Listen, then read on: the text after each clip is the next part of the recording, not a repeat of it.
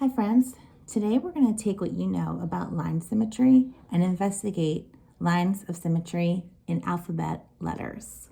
Before we get started, let's review what line symmetry is. A figure has line symmetry if it can be folded in half to form two matching parts that fit exactly on top of each other. Let's take this piece of paper for example. Okay. Let's say that I take the paper and I fold it in half from side to side. And I go ahead and fold that. Both ends match up, and when I open it up, I'm going to notice that both sides are symmetrical. They are the same. They have the same length, they have the same width, and they're matching. Now that's when I folded it from side to side. Let's see what happens when I fold it from the top down to the bottom. So I'm going to take that same piece of paper and I'm going to fold the top down. I'm going to go ahead and press, make that fold. I'm going to open it up again, and there we go. We have another line of symmetry. Before we cut it down the middle, going from side to side, and this time we went from top to bottom. And we noticed that the top shape, the top smaller rectangle, matches the bottom rectangle. Same length, same width in both shapes. So this particular rectangle has two lines of symmetry, going from top to bottom and going from side to side. Let's take that idea and see how we can apply it to letters of the alphabet. I'm going to swing this around here. And I have the letters capital B, capital G, and capital V.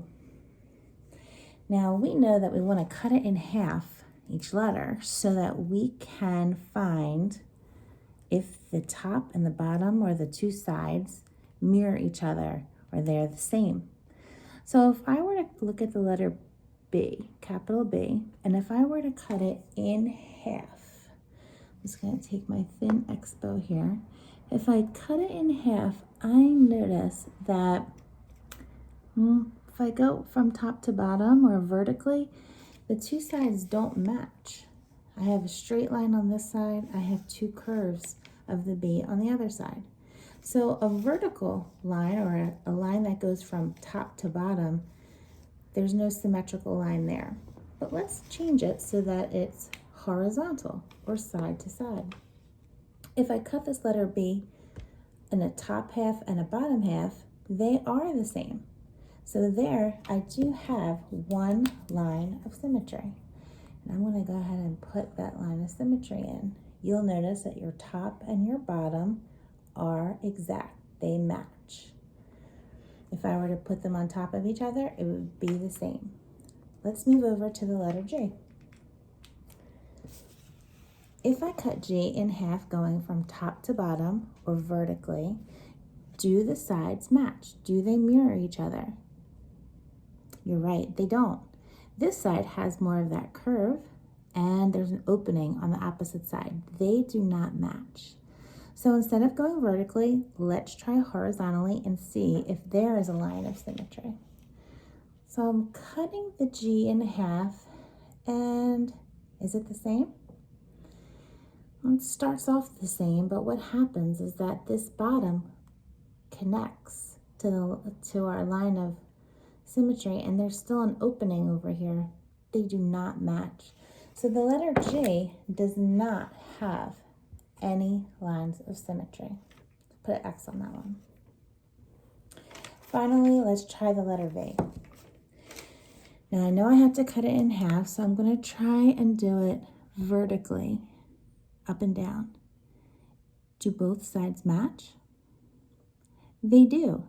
If I were to fold this letter V, it would look the same on both sides. It would mirror each other. So I know that I have one line of symmetry. Let's see if I have another.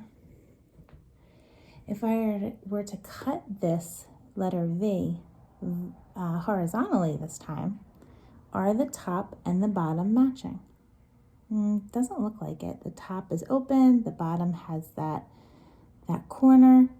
So the letter V only is going to have one line of symmetry. Perfect. Now, today's activity is for you to go ahead and write your first name in all capital letters, and you're going to find out how many letters have lines of symmetry. And I took my name here for an example. I'm just going to zoom in. There we go. And what you're going to do is write your first name, I choose my last name, in all capital letters on a piece of paper. And then what we want you to do is take each letter at a time and go ahead and see if in fact the letter is symmetrical. So remember what the best way to do to find if it is in fact symmetrical is go ahead and take a piece of paper, a pencil, a marker, and see if you were to cut that in half, would it look the same on both sides? Now, my pencil's a little fat for this particular letter, but I can already tell that it does not match on each side. I could also fold my paper over to see, and I'll know that this R does not have any lines of symmetry. If I were to put the line going horizontal, the top has that curve, the bottoms have straight lines. If I went vertically, I notice that they in fact do not match, so I would cross this out.